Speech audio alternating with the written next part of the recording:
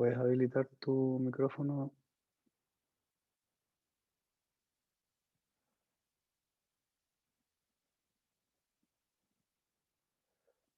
A ver, buscarte algo.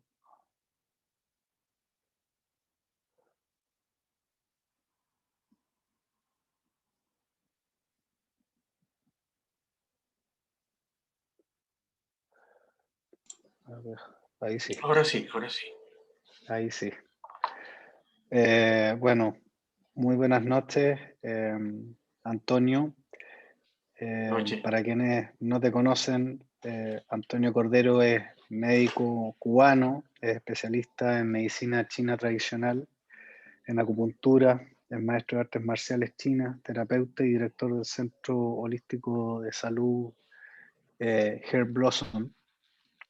Y quería agradecerle especialmente a Antonio porque yo lo conocí hace creo que 2 semanas en una sesión de acupuntura y la verdad que la explicación que me dio Antonio respecto de lo que eventualmente me está ocurriendo en términos de cansancio y una serie de otras cosas fue lo que necesitaba escuchar en ese momento y producto de eso empezamos a conversar y lo convidé a un conversatorio como este, porque encontré muy interesante la visión que tenía respecto del funcionamiento en general del ser humano. Entonces, Antonio, te quería dar las gracias por estar disponible Un placer, y, gracias a usted. y quería partir esta conversación, si nos pudieras dar tú algunos lineamientos de lo que define o los principios fundamentales que radican en la medicina tradicional china.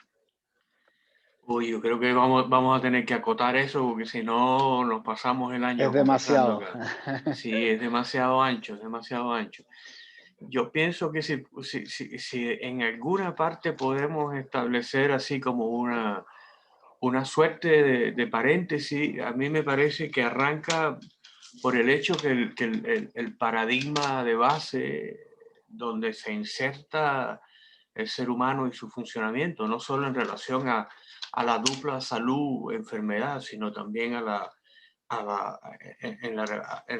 en la búsqueda de la felicidad y de realización, tiene que ver con el hecho de que se enfatiza desde el principio la naturaleza intrínsecamente vinculada del individuo no solo a su biología, sino también a su naturaleza simultáneamente social y vinculada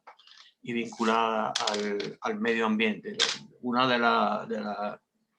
de las ideas que cursa como una columna vertebral es que al individuo se le ve en una vertical conectado entre el universo, el cosmos y la Tierra por un lado, y transversalmente con sus pares y con el resto de la naturaleza. Entonces, aunque suena ancho, lo increíble de este modelo es que partiendo de esta idea general, el ser humano, el individuo, cada uno de nosotros, vistos en relación a múltiples elementos de su ambiente, sociales y biológicos y abióticos, después se va produciendo como un aterrizaje de esa idea general y partiendo de un principio muy similar a la premisa gnóstica de como arriba es abajo, se va como acotando y se va traduciendo esa idea de interconectividad, esa idea de interdependencia a los elementos constitutivos de nuestra fisiología, de nuestra psicología, y se va traduciendo bajo esa lente los desafíos que se nos van presentando. Y eso condujo entonces a la superposición de dos aproximaciones. Una de ellas, que es familiar para nosotros como occidentales de este siglo, que es la idea de lo que se denomina el modelo óntico, que es el modelo de confrontación, salud versus enfermedad, organismo versus ambiente, patógeno versus sistema inmune. Hay una idea frontal de adversario a combatir. El problema viene desde aquí y yo genero una metodología para eliminarlo. En el caso de lo que estamos viviendo, de lo que se trata fundamentalmente de enfocarse en el virus y en su eliminación. Pero simultáneamente con eso, el modelo exige que contemplemos el desarrollo de las competencias intrínsecas del sistema humano. Como muchas cosas, nosotros sabemos que con el iluminismo, con el Renacimiento, con el modelo desarrollado por Descartes y por Newton y por Bacon, se empieza a hacer un énfasis en la separación, en una escisión fácilmente observable entre lo discreto y lo continuo, entre la ciencia y la espiritualidad, entre el cuerpo y la mente. Y está bien que ocurra, porque es algo que forma parte de nuestra experiencia cotidiana. Pero en el modelo de la medicina china no se perdió que simultáneamente con esa separación se sostiene una interactividad y una interacción entre esos componentes, que no es una fractura final, sino que esos elementos, a la vez que distintos, permanecen interconectados.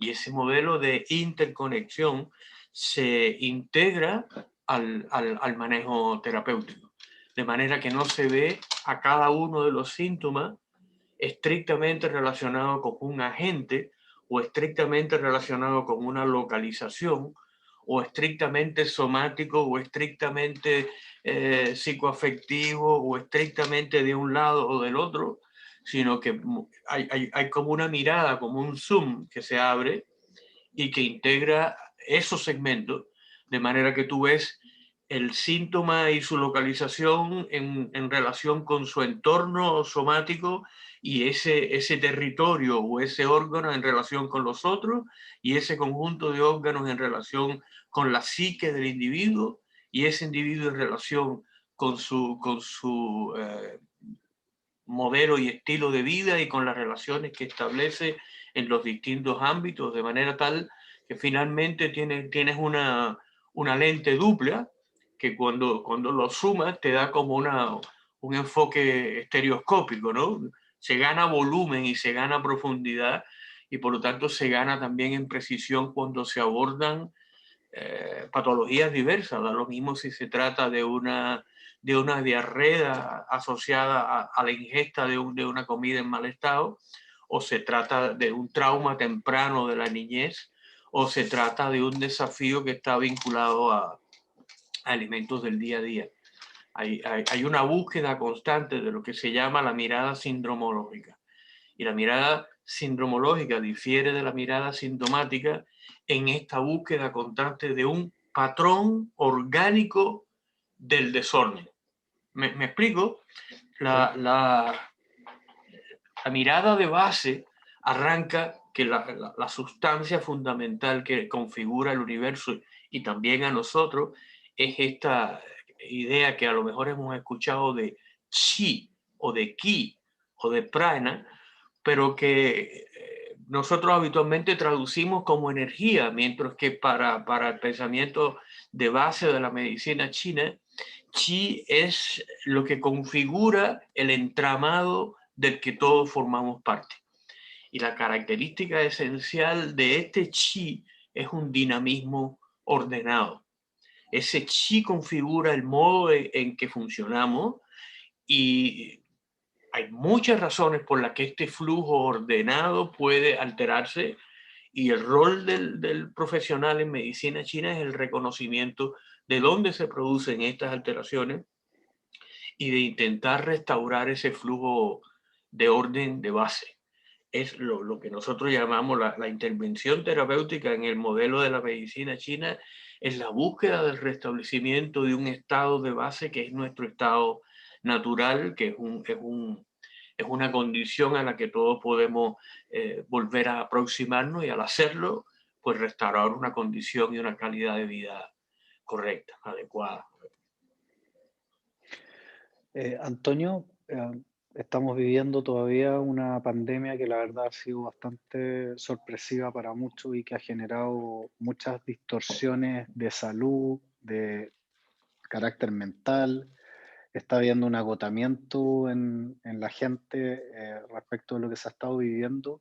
Desde la perspectiva de la medicina china, ¿qué sería buenas medidas para efectos de cuidarse?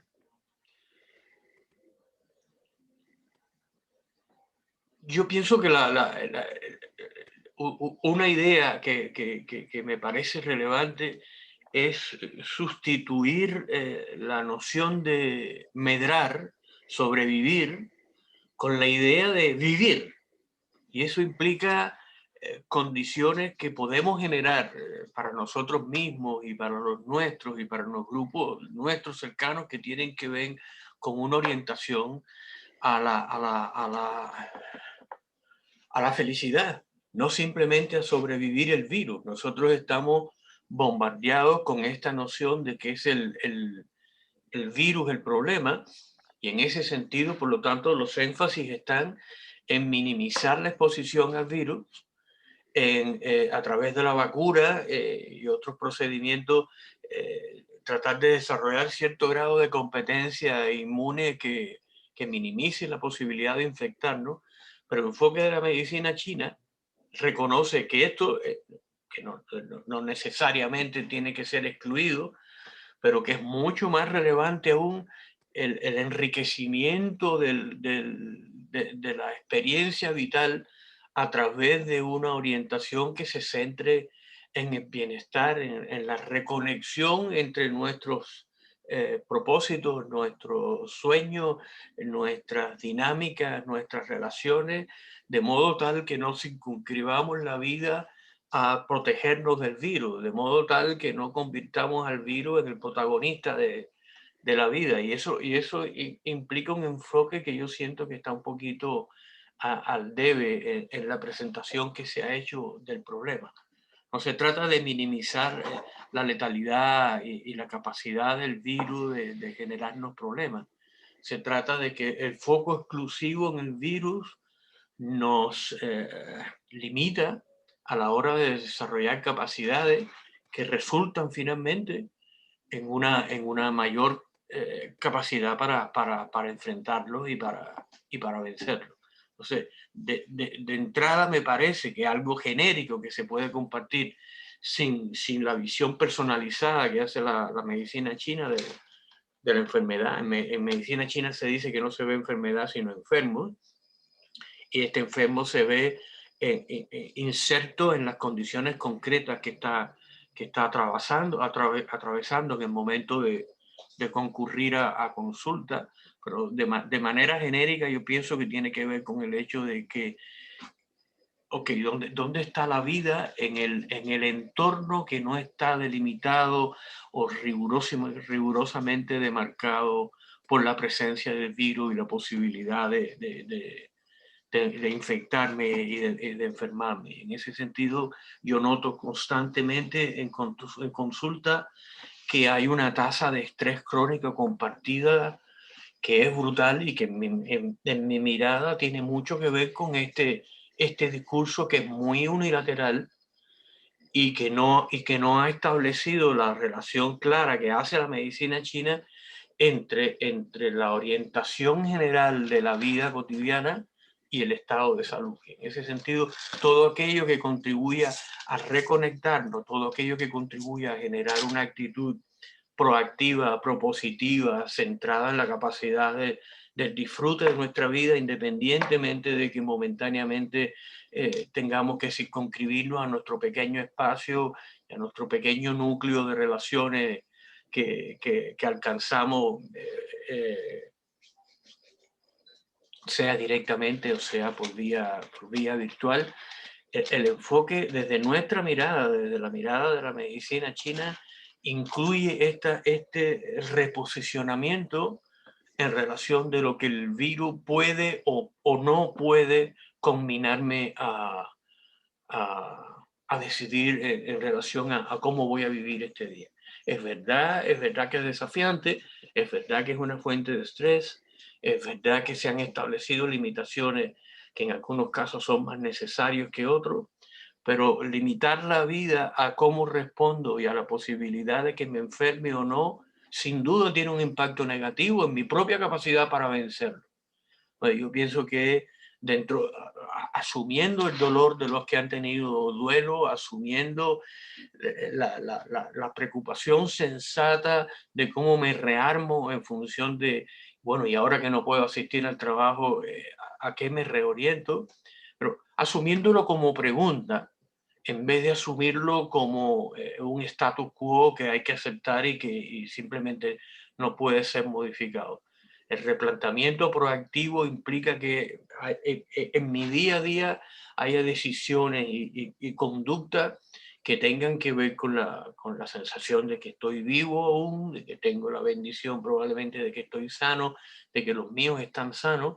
Y eso tiene que constituir el primer impulso para movernos, conservando cierto nexo con la gratitud, cierto nexo con la capacidad de construir elementos que vayan dentro de este escenario compartido del COVID, que vayan configurando una vida que yo no siento que está constantemente amenazada, porque al final de lo que va la cosa es que esta percepción de estrés crónico constante que no cambia, va afectando nuestra biología y paradojalmente nos coloca en una situación en que cada vez somos más susceptibles a enfermarnos, si no por el virus, porque se va gestionando un espacio angustioso, desasosegado, que va limitando y que va constriñendo mis recursos para vivir. De manera tal que lo que yo haría es replantearme un poco cuál es el protagonismo que el COVID tiene hoy en mi vida. Estoy ocupándome de lo que necesito ocuparme, o sea, estoy cuidando mi nutrición, estoy teniendo una tasa adecuada entre descanso y actividad física, estoy manteniendo un espacio de recogimiento, de meditación, de reflexión, estoy siendo proactivo en la dirección de mantenerme conectado con mis seres cercanos y queridos, estoy desarrollando un espacio de silencio, de meditación, que me ponga en contacto con la posibilidad de encontrar nuevas ideas para desarrollar como nueva orientación de vida.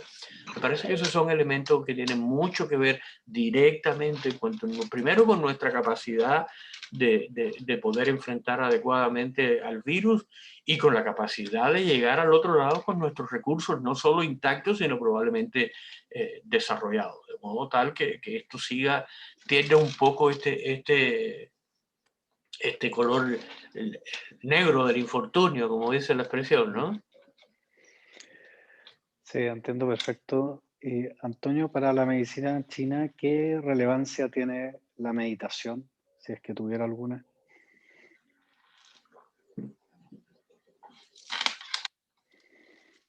El Tao Te Ching, el texto de Lao Tzu, que está a la base del pensamiento que configura el modelo teórico de la medicina china, habla de Wu y Yo, dos escenarios del universo que habitamos, el escenario del ser, de lo que percibimos, y de lo que él denomina no ser, que es lo que vincula lo que percibimos.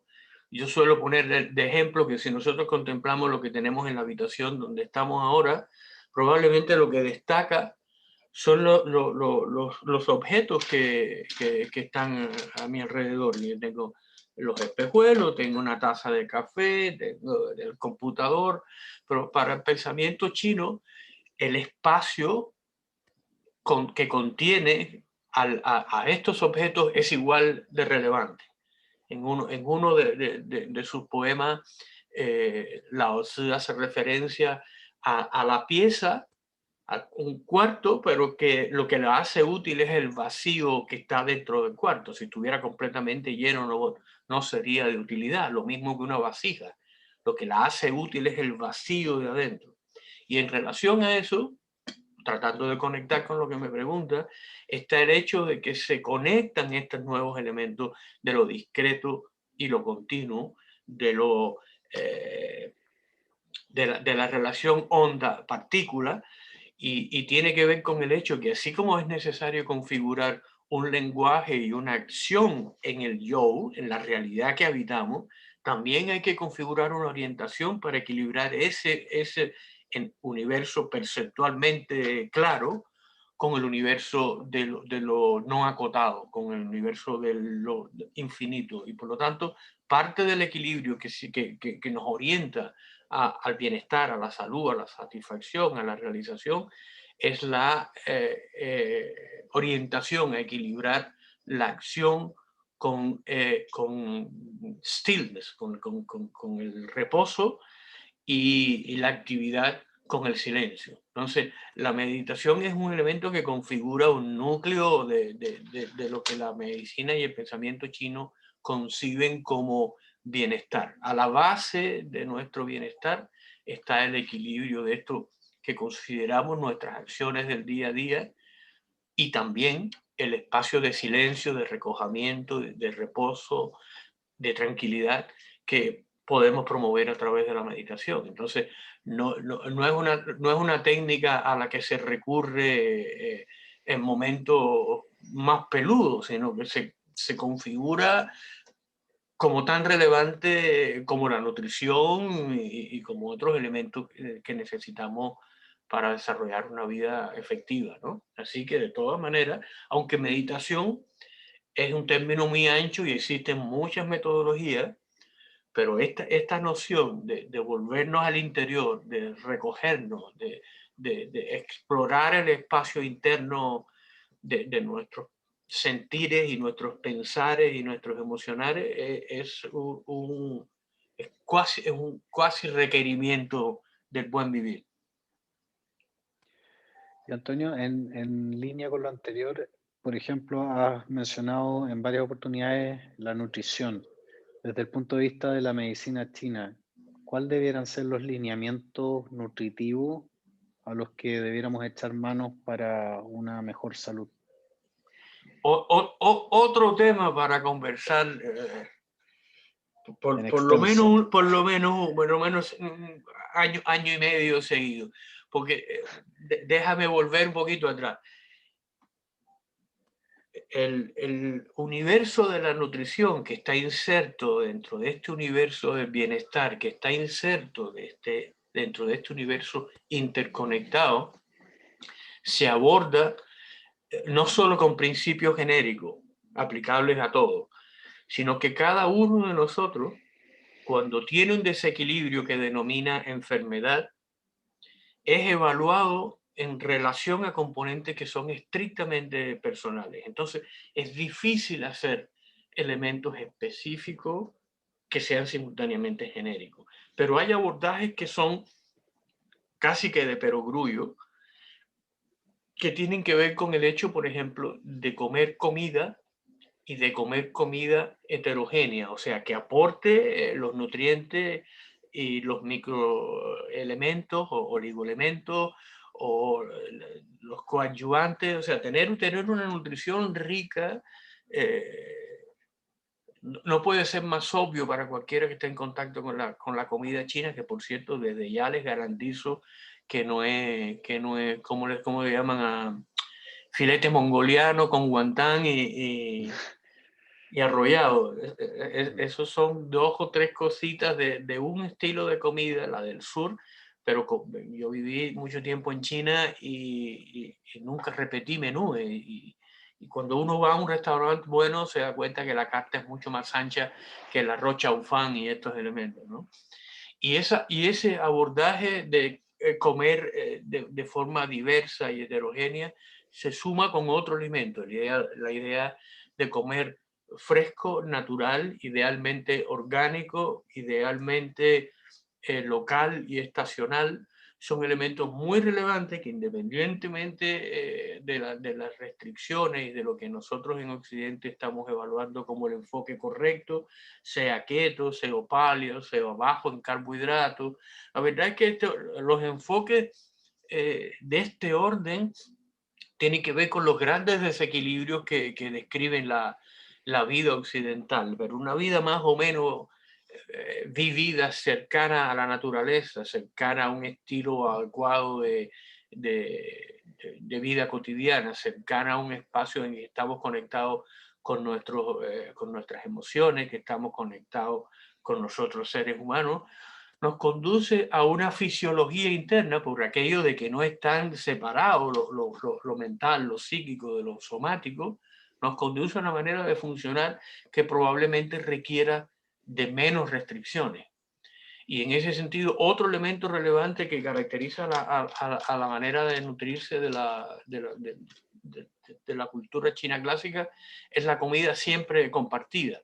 El hecho de que se come en familia, se come en grupo, la comida se comparte despacio, no haya premio. No.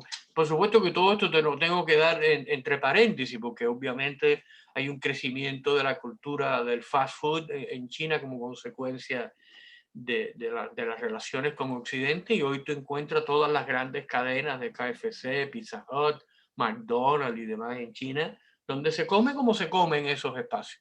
Pero la comida del hijo de vecino es una comida que comparte de todas maneras con los que forman parte de su grupo, que puede ser la familia más estrecha, que puede ser la familia ampliada, que puede ser incluir a los amigos. El hecho es de que no solo se come compartido, se come con calma, se come conversado. Y otra cosa interesante es que no sé si han fijado que una comida china tiene varios platos, y esos platos se colocan en la mesa y la gente toma de esos platos. No se pide un plato. Cuando tú vas a comer, no dice yo quiero arroz con bistec. Tú tienes un grupo de platos que se piden y que se comparten. Y a mí me parece que eso es un espacio que nutre los vínculos. Y la persona sale del comer no solo nutrida en el cuerpo, sino nutrida en la cabeza y en el corazón, y en la sensación de que forma parte, que está integrado a un grupo. Y como sabemos, la sensación de pertenencia, de integración, de ser visto, es parte de la pirámide de necesidades inequívocas del ser humano. Por lo tanto, la nutrición en el pensamiento chino ocurre incluso antes de que te lleves el bocado de comida a la boca. Entonces, resumiendo, natural, cocinada en casa, local, estacional, compartida. Y luego podemos hablar de los requerimientos, por ejemplo, en caso de distintas patologías y la posibilidad de que comamos más de una cosa y menos de otra.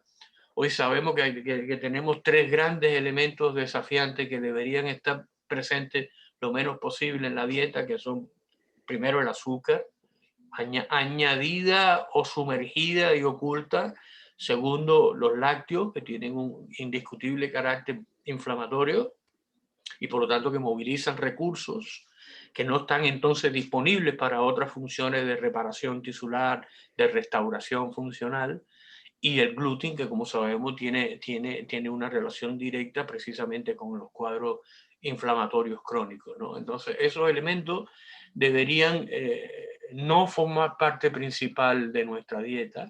Yo no soy partidario de las posiciones fundamentalistas y creo que de vez en vez uno se ayuda a sí mismo cuando no siente que está vetado de por vida de tomarse una leche con plátano o de comerse un pan con cosas, pero lo idealmente es que no tengamos un abordaje sensato y racional en que estos elementos están lo menos presentes posibles en la nutrición cotidiana. Perfecto. Y Antonio, yo creo que esto es algo que a ti te ha tocado ver en tu consulta.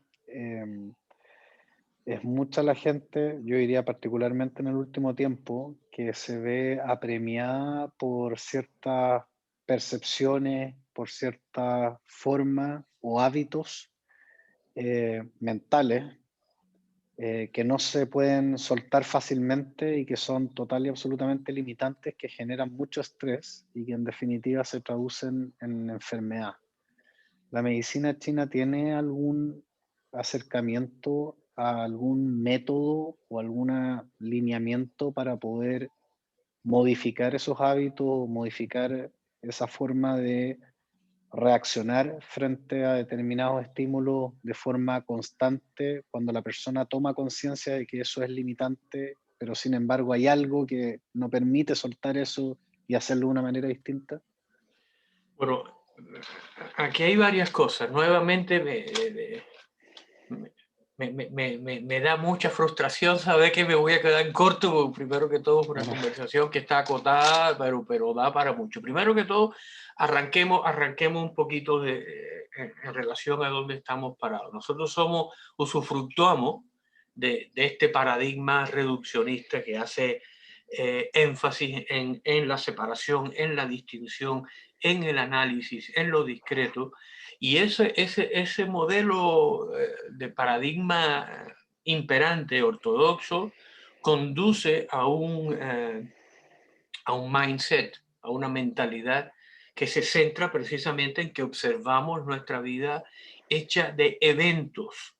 Y los eventos o son conductivos a la satisfacción de un deseo o no lo son. O sea, están centrados en resultados. Y los resultados son sí o no. Los tengo, no los tengo. Pero el tema es que cuando no los tengo, se genera una profunda sensación de frustración y de carencia de valor, porque nuestros valores están muy vinculados a la obtención de esos resultados. Cuánto dinero ingreso, dónde vivo, lo que me pongo, lo que manejo, son elementos que están muy claramente marcados a nuestra sensación de identidad y de valor, porque derivamos mucho de los valores de la cultura a la que pertenecemos. Y la cultura nuestra está muy centrada en la obtención o no, en el alcance o no de estos elementos marcadores o demarcadores de valor. Eso por una parte. Por otra parte está el hecho de que nosotros arquitecturalmente tenemos un sistema nervioso central que está como que configurado en partes claramente reconocibles. Y una parte muy relevante es la que conocemos como el sistema reptiliano, que está muy vinculado a nuestra historia temprana, a la historia temprana de nuestra especie, y que tiene que ver con el abordaje de los desafíos que podrían amenazar o garantizar nuestra supervivencia como individuo o como especie. Inicialmente podían ser o depredadores o la posible o no obtención de comida, y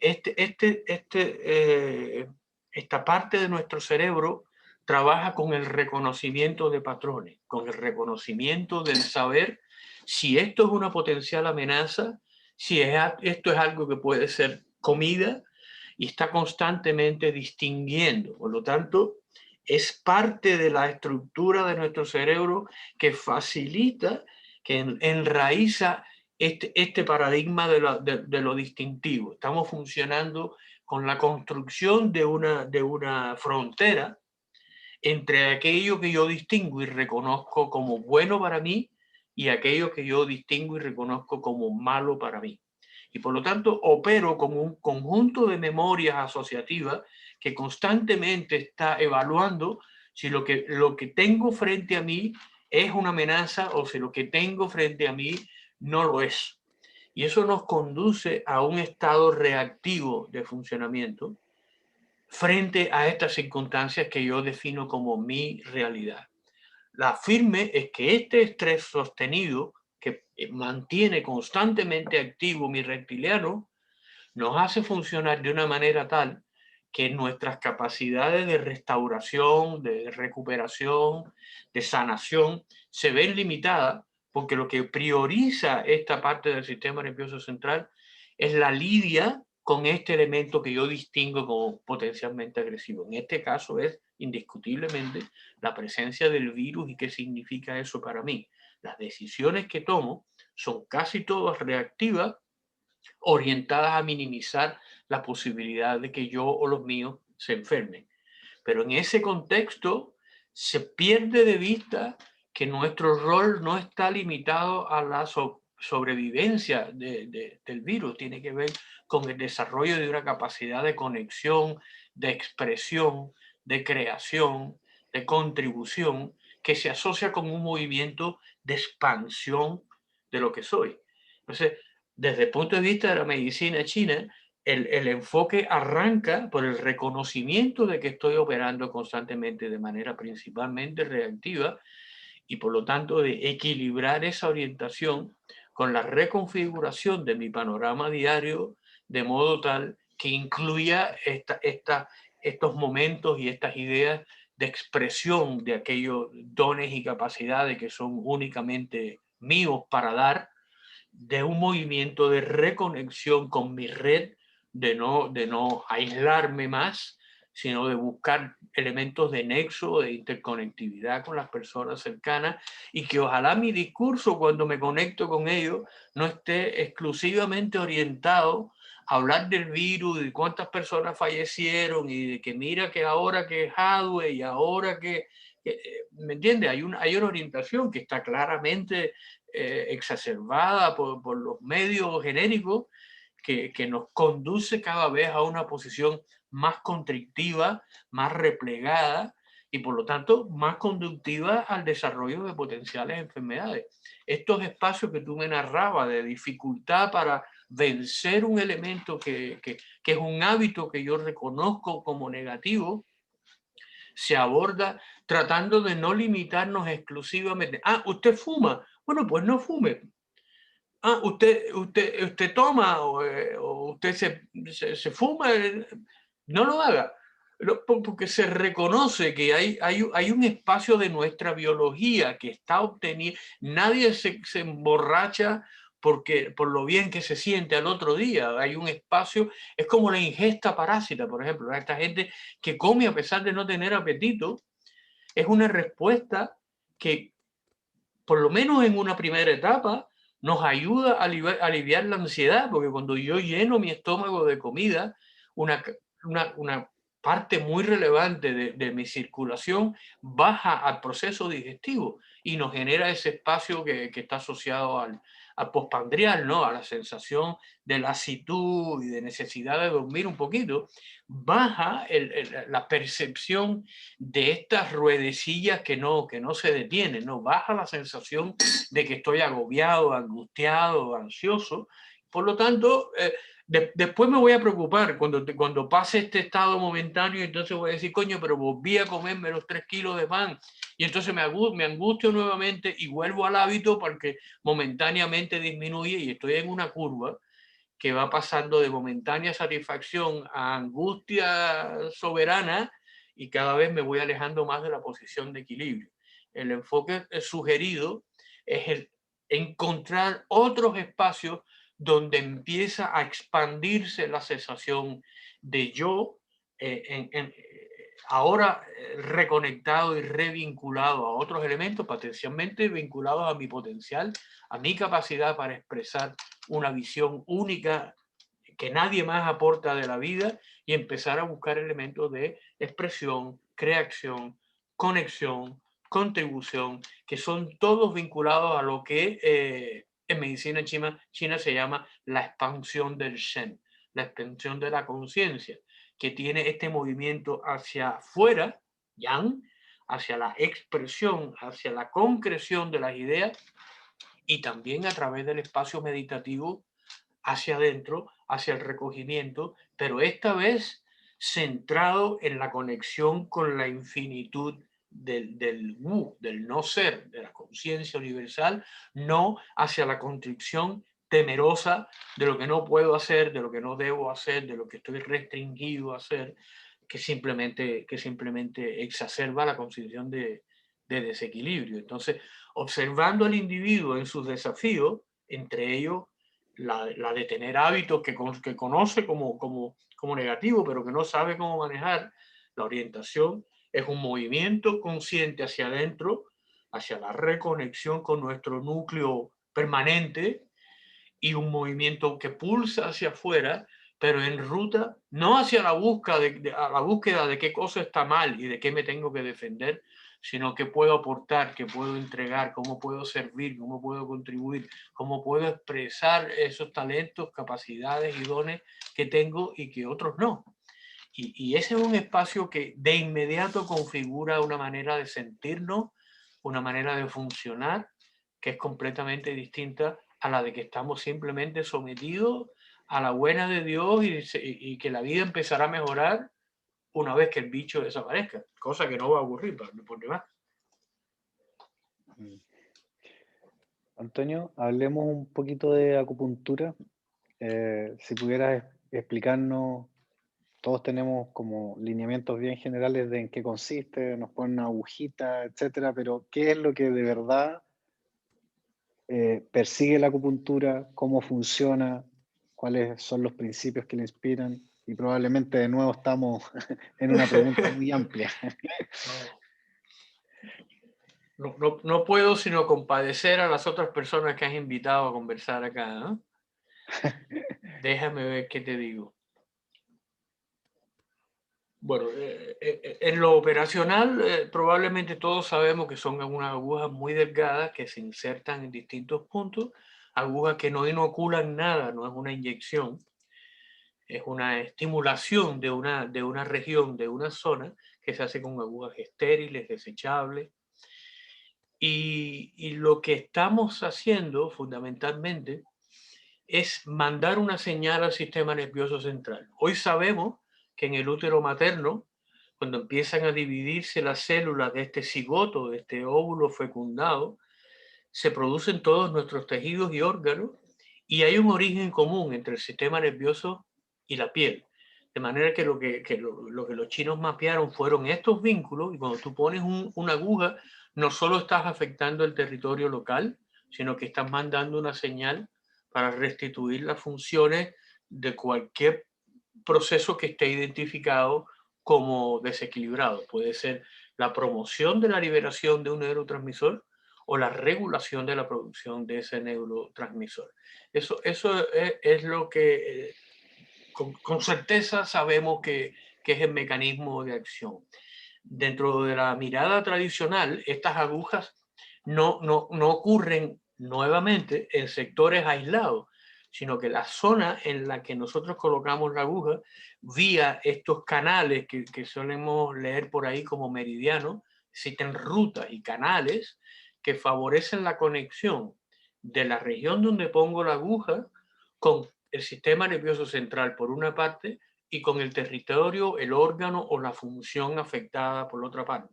Entonces, la idea es restituir este movimiento equilibrado de chi. El chi, en términos de nuestra fisiología humana, opera en un continuum de velocidad. La conciencia es denominada chi por un lado, y en el otro lado la versión más densa, concreta, material, sustancial del chi es la sangre.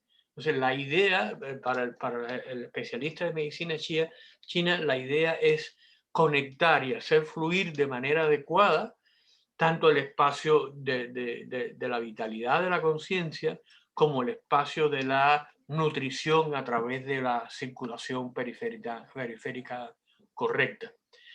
Estos dos espacios, cuando uno identifica una patología a través de los métodos de diagnóstico de la medicina china, suele hablar de desequilibrios del chi, que en última instancia significa desequilibrios del movimiento, porque todo lo que somos, además de percibirnos como una entidad aparentemente estática, que solo cambia o que solo percibimos que ha cambiado cuando pasan 10 años, estamos constantemente en movimiento. Y ese movimiento puede ser de tres órdenes. Puede ser equilibrado y estamos sanos.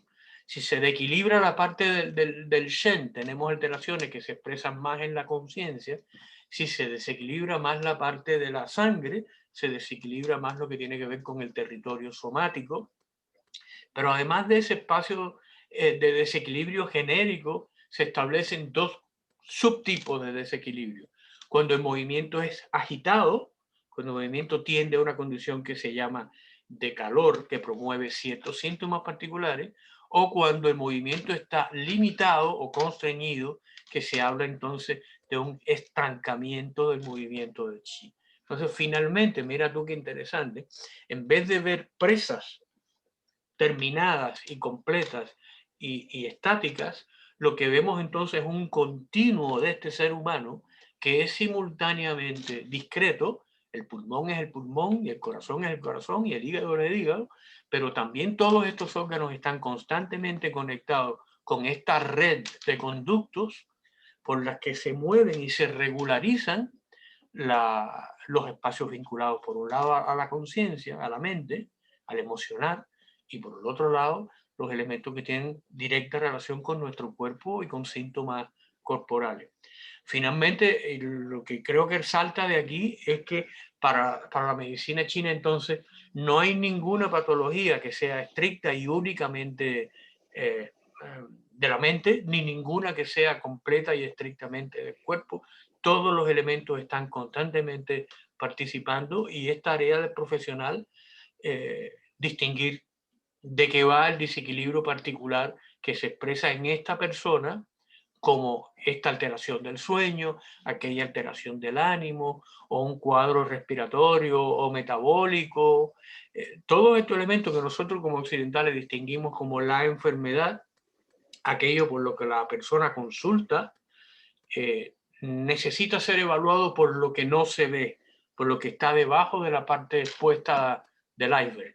Y la acupuntura finalmente lo que hace es recurrir a estas rutas, a estas vías, para intentar restablecer el flujo que se ha comprometido en una zona, en un territorio particular, o de la conciencia o del organismo somático. Y en el caso de la acupuntura, ¿esto opera por el solo hecho de interferir en esos meridianos o requiere también una actitud y disposición del paciente en torno a cambiar algo? No son dos, no son dos. Si estamos hablando estrictamente de la acupuntura, estamos hablando de la estimulación de estos puntos que reconectan las zonas comprometidas con un funcionamiento equilibrado. Pero, por otro lado, la medicina china hace mucho hincapié en la prevención y en el automanejo, de manera que junto con la actividad desarrollada en consulta, con la intervención desarrollada en consulta, es necesario también el manejo que la persona hace dentro de su día a día. De otra manera, la incidencia sobre el estado alterado está tremendamente acotada y la idea es reorientar a la fisiología y la psicología de la persona hacia esta condición que no es la eliminación exclusiva de los síntomas, sino que tiene que ver con la restitución de un sentido de vida, de propósito, de ánimo, de entusiasmo, de capacidad de disfrute, de capacidad de vínculo, de capacidad creativa, que es lo que define en última instancia una vida buena.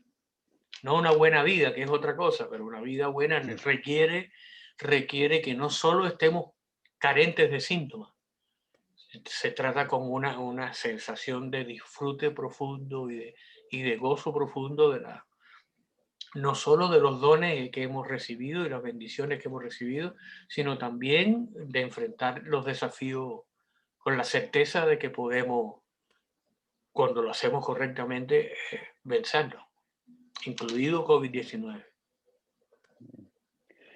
Una persona en el grupo pregunta que más o menos cuánto es la duración de un proceso de terapia de acupuntura. Yo supongo que será caso a caso, pero no sé si hay rangos o esto Sí, podría ser duradero.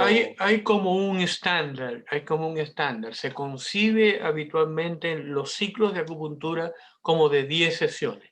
Las patologías más crónicas y más severas probablemente requiere un número variable de ese orden. Hay otras patologías, las patologías más agudas, dolor agudo, por ejemplo, que responden mucho más rápidamente y muy pocas veces llega al completamiento del ciclo. Y las sesiones, inicialmente se hace un diagnóstico que es un poco más extendido, pero las sesiones suelen tomar 30, 40 minutos habitualmente. Desde el momento en que uno entra a la camilla y se relaja y recibe la inserción de las agujas y se retiran y se va, 30, 40 minutos. Sí. Pero el diagnóstico es lo que gestiona la propuesta terapéutica, y es en cada caso que hay que decidir, bueno, van a ser un poquito más, van a ser un poquito menos. La relación es directa con la cronicidad. Mientras más crónica, mientras más tiempo lleva instalada la patología, probablemente un poquito más de tiempo va a tomar la restitución. En general y paradójicamente, mientras la alteración es más estrictamente emocional, más rápidamente suelen responder, porque si bien es un territorio que para nosotros es muy desafiante, la persona suele pasar mucho tiempo antes de que identifica que está atravesando por un proceso depresivo, o antes de que identifica que las circunstancias se han ido de control y que estamos angustiados y muy estresados, pero como que el Zen, la conciencia, es este espacio de nuestra fisiología que es más dinámico, pues muchas veces suele regularse con relativa rapidez. Entonces, nosotros estamos viendo ahora en consulta una cantidad apabullante de cuadros que cursan simultáneamente entre lo somático y lo psicoemocional, por las condiciones que nos ha tocado vivir este año y tanto, ¿no? Pero eso suele responder súper bien, que es una de las cosas más sorprendentes. La gente muchas veces no, llega porque le duele aquí o le duele allá o le molesta aquí o le molesta allá, y solo en ruta te dice, caramba, parece que me estoy sintiendo mejor, estoy durmiendo mejor, me siento de mejor ánimo, me parece que no estoy tan apesadumbrado, que tengo más ganas de hacer cosas, porque en última instancia no se trata de ir resolviendo síntomas, sino que como el organismo, la persona se ve como un todo, y cuando yo trato a Rodolfo, no trato el pedazo de Rodolfo, sino esta configuración genérica de cómo está organizada toda su fisiología del chi y de la sangre, pues muchas veces lo que ocurre es que varios síntomas van cediendo casi que simultáneamente. Voy a leer algunas preguntas que están haciendo.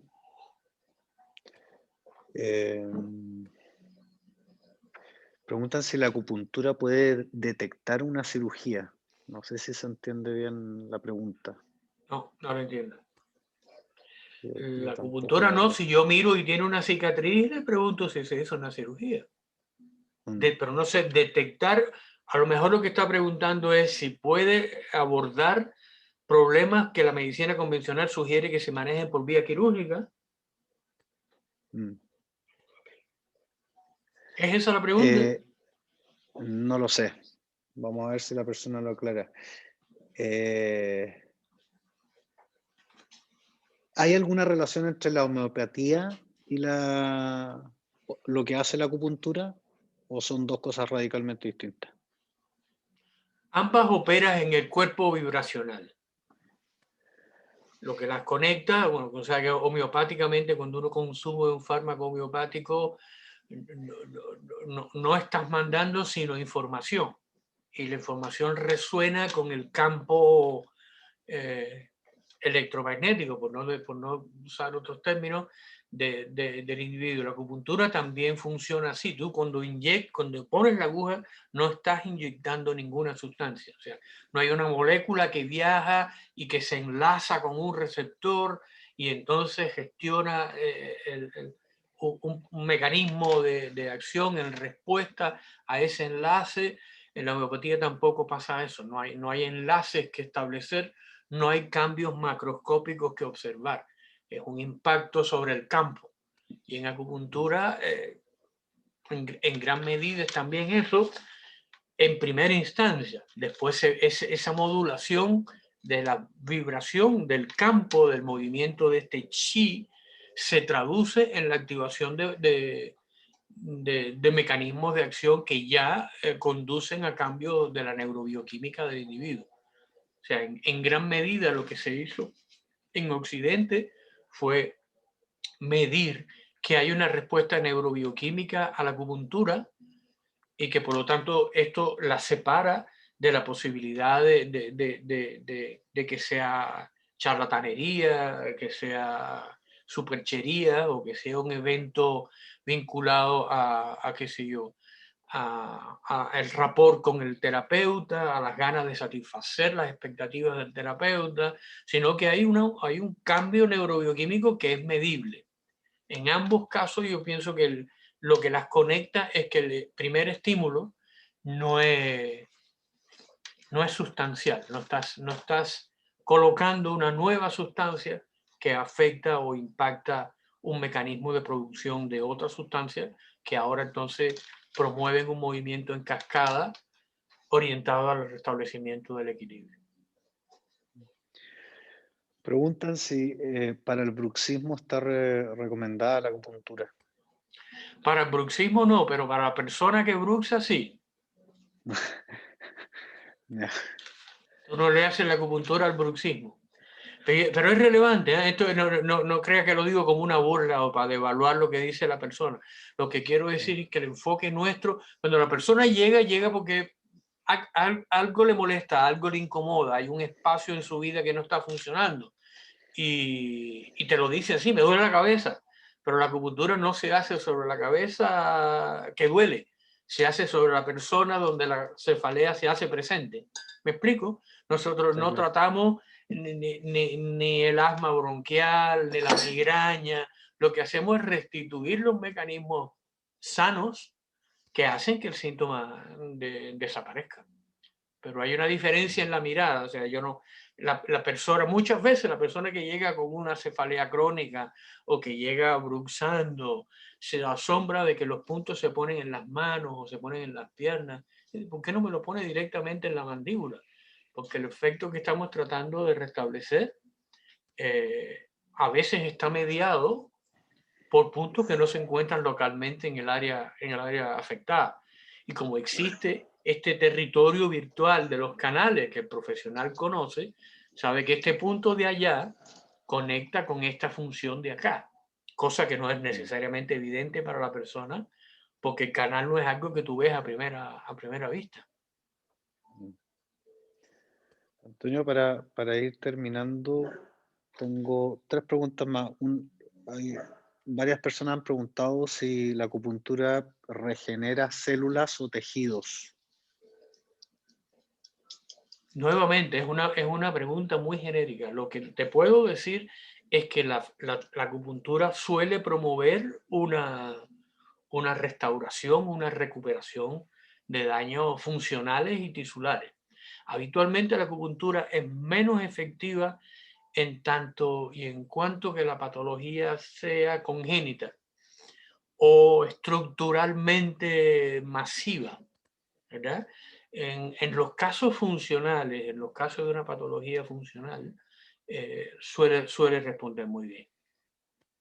Hoy por hoy incluso hay efectos muy positivos en el manejo de patologías degenerativas de la corteza, como la correa de Huntington, como Parkinson, como el Alzheimer en etapas tempranas.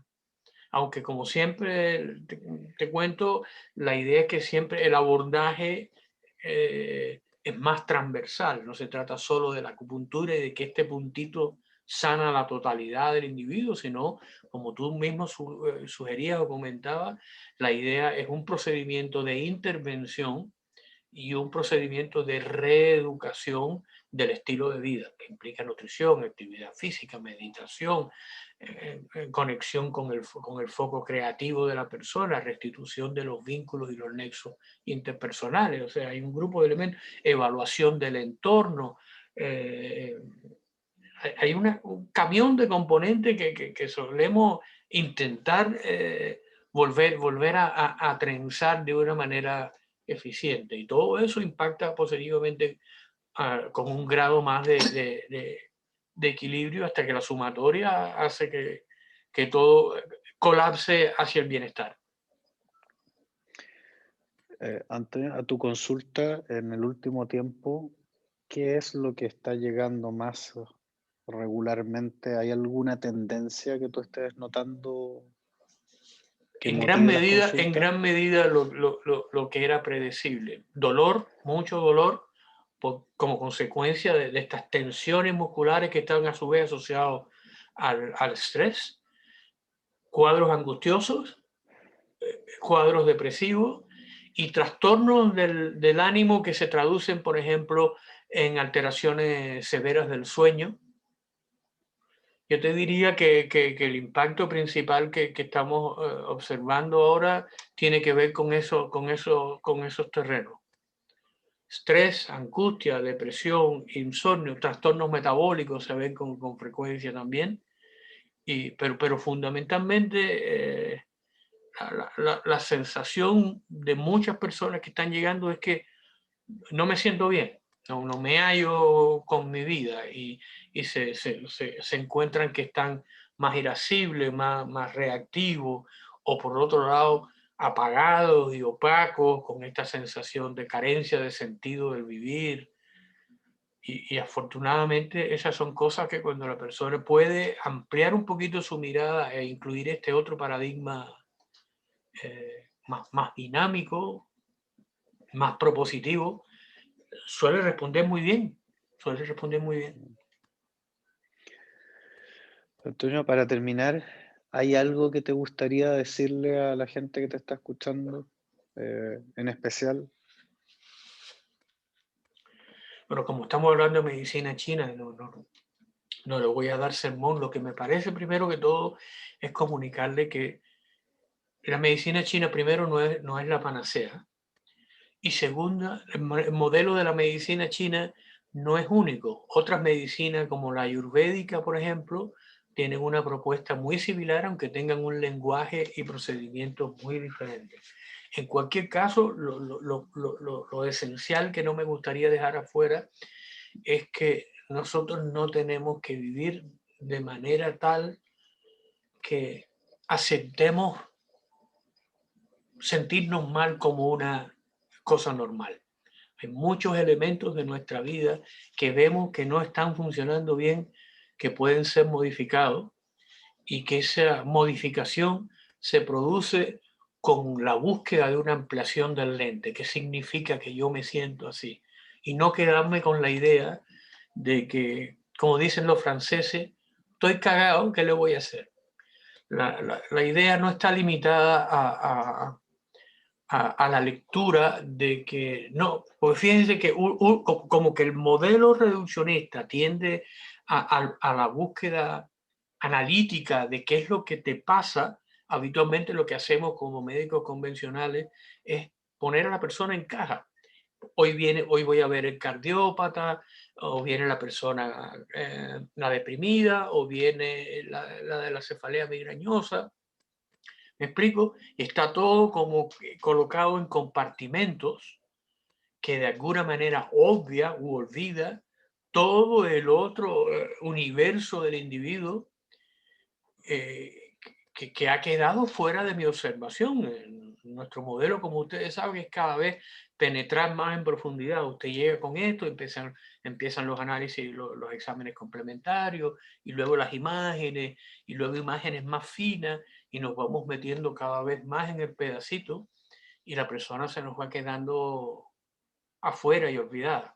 Yo creo que la idea es aproximarse idealmente a terapeutas que no tienen que ser de medicina china. Puede ser un médico convencional, pero que conserve la capacidad de entrar y salir, de vernos como individuos, inscritos en un medio sociocultural, y también vernos en nuestra especificidad y en las alteraciones por las que consultamos, en tanto que expresión de un desequilibrio somático o anímico que necesitan necesariamente ser evaluado como parte de un conjunto mayor que lo contiene, y no como elemento discreto separado de la realidad que somos como personas.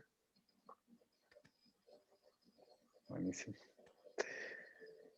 Te quería agradecer, Antonio, una vez más por haber estado hoy día con nosotros. La verdad que ha sido muy interesante. Este es un tema que no habíamos tratado de forma previa.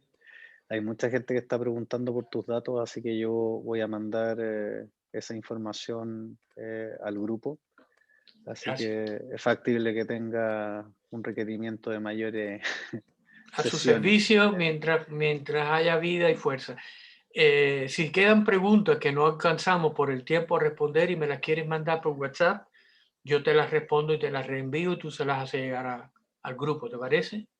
Perfecto. Que no se Muchísimas quedan con la gracias. sensación de que pucha, no hubo oportunidad de conversar sobre lo que le preocupaba en particular. Muchísimas gracias. No, no hay de qué. Que sea una buena semana. Gracias. Se pasó. Igualmente. Gracias a los Muchas dos. gracias. Muy buenas noches a todos. Lo propio, buenas Buenas noches. noches, gracias. Chao. Gracias. Buenas Que noches, estén muchas bien. gracias. Muchas gracias. Chao. Chao, gracias. Chao, chao. Chao, chao. Gracias, buenas Gracias, noches. chao. Buenas Muchas noches. gracias. Chao, Buenas noches. gracias. Gracias, buenas Gracias. noches, Rodolfo. Buenas noches, Buenas Antonio. Buenas noches. noches. Buenas Buenas noches. noches. Chao, chao. Gracias, Rodolfo. Y al Señor también. Buenas noches. Buenas noches, muchas gracias Antonio y Buenas Rodolfo. Buenas noches. Buenas noches. Gracias, buenas Rodolfo. noches. Buenas noches.